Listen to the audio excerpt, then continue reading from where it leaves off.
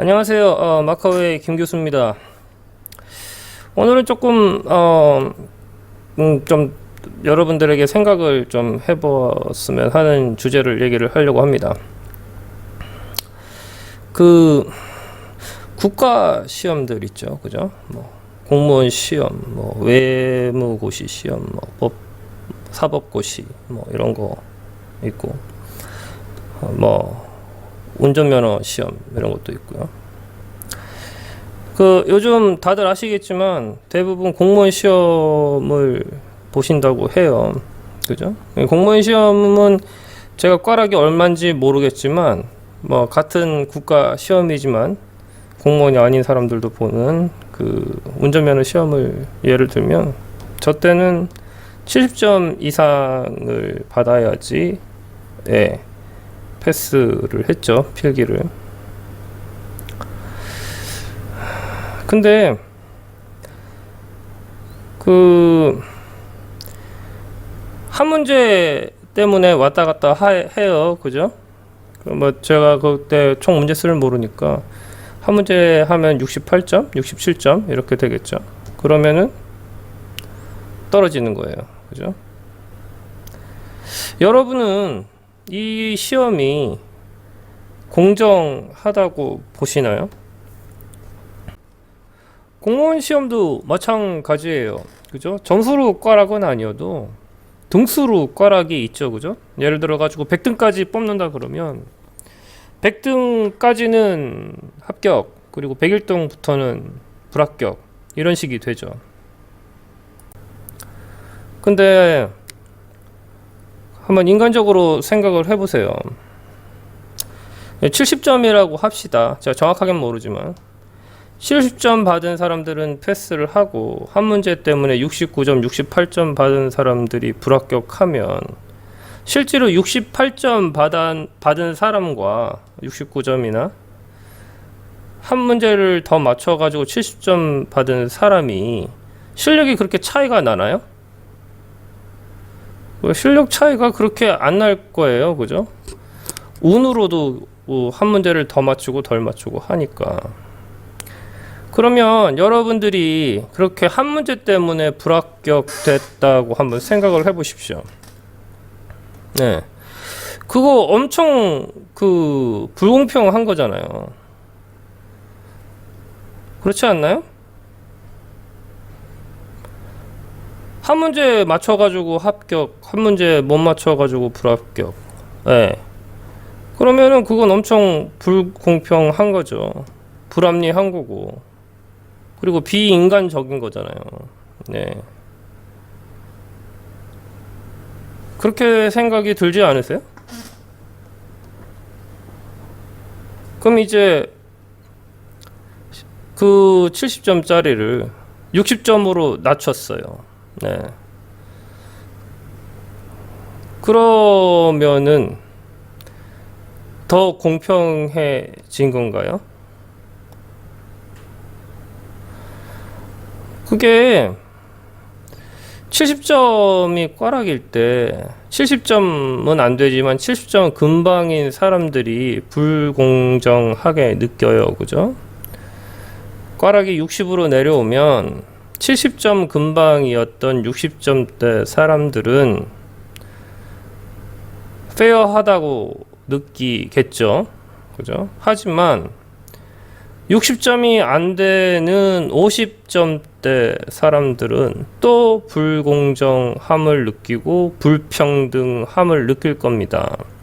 근데 한번 돌아가서 보세요. 꽈락이 70이었을 때 50점대 사람들이 그 70점인 커트라인을 보고 불공정하게 느꼈을까요? 자기 점수에 비해서 나는 충분히 갈 수 있는데 라고 생각을 했을까요?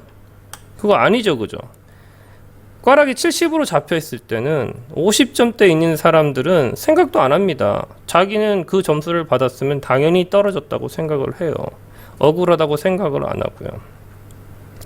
그렇지만 점수가 60점대로 내려오면 그 사람들이 행동 양식이 달라져요. 예. 그러면은 그게 공정한 거예요? 50점대, 60점이 안 되는 50점대 사람들은 입장에서는 공정한 거 아니죠. 그죠? 공정한 거 아니잖아요. 네. 그러니까 점수를 낮춘다고 될 문제는 아니에요. 그죠? 그 공무원 시험처럼 등수로 끊는 거는 어때요? 상대평가로. 마찬가지예요. 그죠? 마찬가지라는 게 원래 100명을 뽑았다가 그 다음에 200명으로 늘렸다고 생각을 해보세요. 네. 이게 점수냐 등수냐는 사실은 크게 차이는 없어요. 어차피 뭐죠? 그 100등 근방에 100등 밖의 사람이 불공정하게 느끼고 200등으로 200명을 뽑는 걸로 해버리면 네, 마찬가지로 200등 근방에 200등 밖의 사람이 불공정하게 느끼는 거는 점수나 마찬가지입니다. 그러면 이제 거꾸로 여러분들에게 묻겠습니다. 그 공무원 시험을 치는 사람들이 왜 공무원 시험을 치느냐라고 물어보면 뭐라고 얘기를 합니까? 네. 여러분들 혹시 이 동영상을 보시는 분이 공무원 시험을 준비하시는 분이라면 혹은 다른 외무고시나 국가시험을 보시는 분이라면 한번 고민을 한번 해보세요.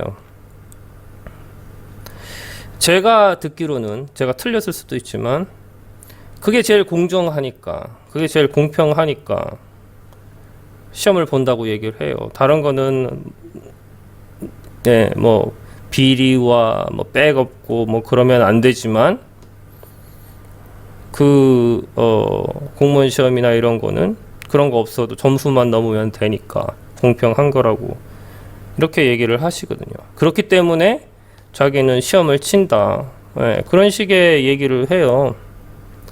근데 방금 제가 예를 들어드렸죠. 공평하지 않죠. 그 왜 공평한 겁니까? 100등까지가 합격일 때 한 문제 때문에 그 사람이 101등이 돼서 떨어진다? 말이 안 되잖아요. 네. 그렇게 소외받는 계층이 생기잖아. 그러면 공평한 게 아니지. 불공정한 거지. 그리고 그 사람들이 무시됐다? 그러면은 뭐예요? 예. 인권을 저거 한 거죠. 기회 박탈이잖아요. 한 문제 때문에 누구는 일할 기회를 갖고 혹은 누구는 2차 시험 치를 기회를 갖고 한 문제 때문에 그 사람은 칠 기회조차 없어요. 다시 처음부터 시작을 해야 돼요. 얼마나 불공정해요. 얼마나 불평등하고. 예. 근데 여러분은 뭐라 그래요? 그 시험이 가장 공정하고 그나마 공정하고 평등하기 때문에 그 시험을 국가 시험을 친다고 얘기를 합니다. 뭔가 이상하지 않아요?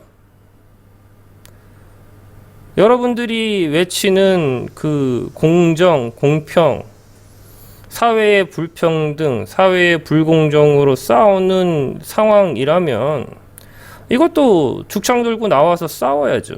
왜 앉아가지고 시스템에 순응을 하죠? 그거 깨야 될 거 아니에요. 네. 합격 등수가 100명인지 200명인지는 모르겠지만 한 문제 때문에 등수 밖으로 밀리신 분들은 죽창 들고 나가야죠. 뭔가 이상하지 않습니까?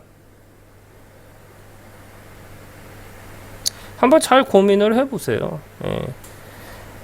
그게 여러분들이 지금 허상으로 알고 있는 공정과 공평과 평등에 관한 얘기입니다. 공정과 평등과 공평을 얘기를 하려면 여러분 스스로가 무엇이 공정이고 무엇이 공평이고 무엇이 평등인지 그걸 먼저 정의를 하실 수가 있으셔야 돼요.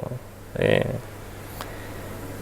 그 여러분의 모르겠어요. 제가 가지고 있는 게 여러분하고 생각이 다를 수는 있겠지만 여러분의 논리대로라면 여러분들은 지금 고시촌에 있으면 안 돼요. 네. 죽창 들고 일어나셔야 된다고.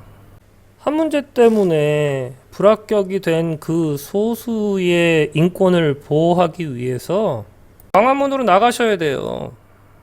근데 왜 아직도 공부하고 계십니까? 시스템에 순응하면서 불평등을 용인하면서 그것이 공정하고 공평한 거라고 믿으면서 왜 공부를 하시죠? 왜 수능을 하시죠? 이상하지 않아요?